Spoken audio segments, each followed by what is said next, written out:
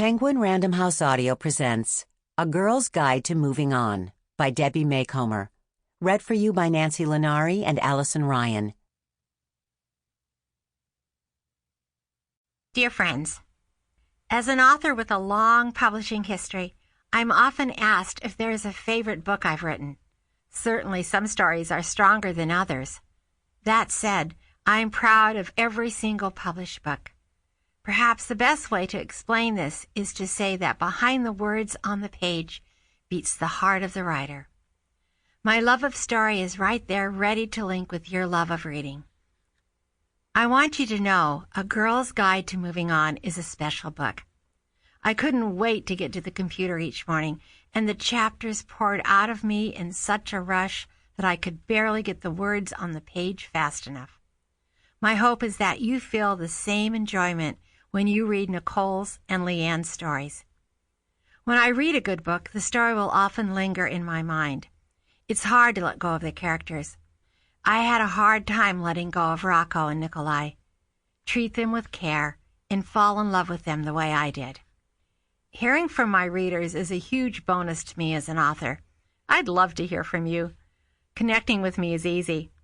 You can leave me a message on my webpage at debbiemacomber.com or on Facebook or Twitter.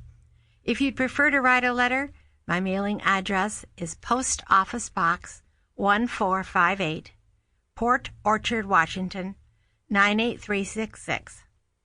I look forward to reading your comments. Warmest regards, Debbie. Prologue. Nichole. Not so long ago, I assumed I had the perfect life. Because my husband made a substantial income, I was a stay-at-home mom for our toddler son, Owen. My husband loved and cherished me. We lived in an upscale community outside of Portland, Oregon. Jake and I were members of one of the area's most prestigious country clubs. My in-laws lived close by and adored their grandson, especially my mother-in-law, Leanne.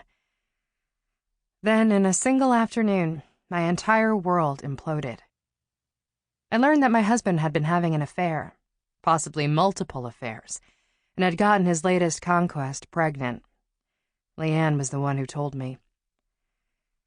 It was common knowledge that over the course of their marriage, my father-in-law had been less than faithful. I often wondered if Leanne knew or if she turned a blind eye. She knew. When Leanne learned that Jake had followed in his father's footsteps, she couldn't bear seeing me go through the humiliation and crippling low self-esteem she'd endured through the years. Her fear was that Owen would grow up to be like his father and grandfather, disrespecting his wedding vows, tearing apart his wife's self-worth. I wasn't like Leanne. I refused to look the other way, and I couldn't pretend all was well in my marriage. That said, I was afraid to walk away from Jake. I feared being alone, facing all the struggles of being a single parent and so much else. A divorce would mean a complete upheaval in my and Owen's lives, not to mention our finances. I needed encouragement and support. My parents were gone, having died within a short time of each other. My two sisters lived in another state, and while they were supportive and wonderful, I needed someone close who would walk with me through this valley of tears. That person, to my surprise, was Leanne. When I filed for divorce, she followed suit and filed at the same time, walking away from her 35-year marriage. She'd had enough. This was how we ended up living in apartments across the hall from each other in downtown Portland. We became our own support group, encouraging each other. She helped me wade through the emotional mire that went hand in hand with the death of a marriage. Together, we faced each day of our new independent lives. I don't think I would have survived without her, and she said the same of me. We'd been close before, but we were even closer now. Soon after we moved into our apartments, Leanne and I made up a list of ways in which we would get through this pain. We called it A Guide to Moving On.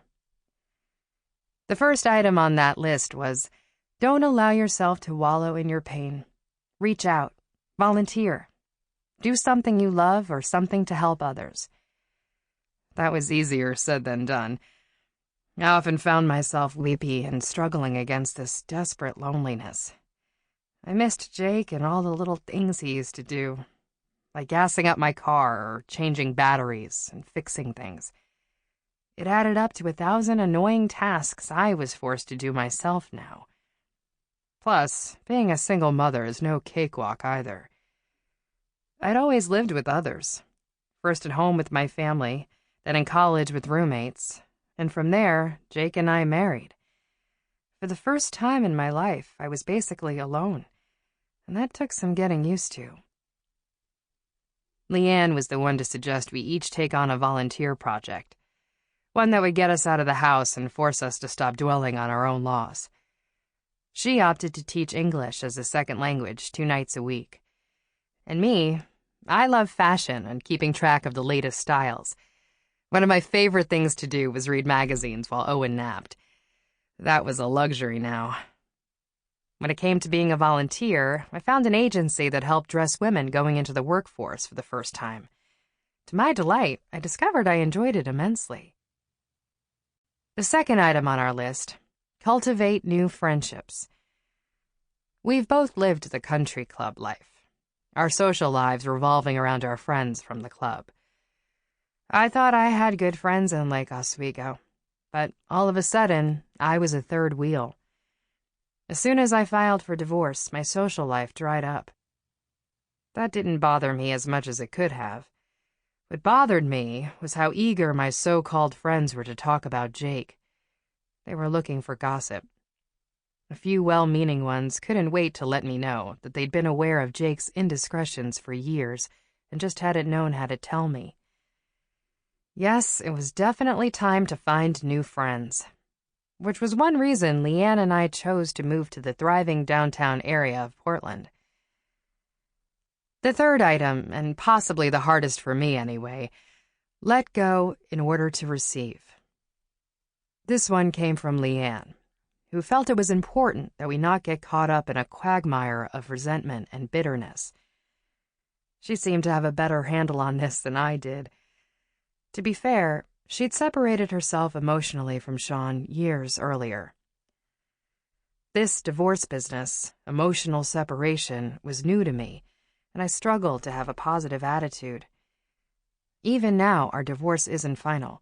Almost 2 years into this mess, Jake has done everything humanly possible to delay the proceedings. This was by far the hardest because it was a mental game. There wasn't a checklist I could mark off. The goal was to think positively. That was a joke, right? Leanne assured me that once I let go of my bitterness, my heart and my life would then be open to receive. I've had 2 years to practice, and I admit I have been getting better. I don't hate Jake. We have a son together, and my soon-to-be ex-husband would always be part of Owen's life. Leanne was right, but this step demanded effort. Real effort. Leanne is emotionally stronger than me. She is older and has the advantage of life experiences. I appreciate her insight and wisdom.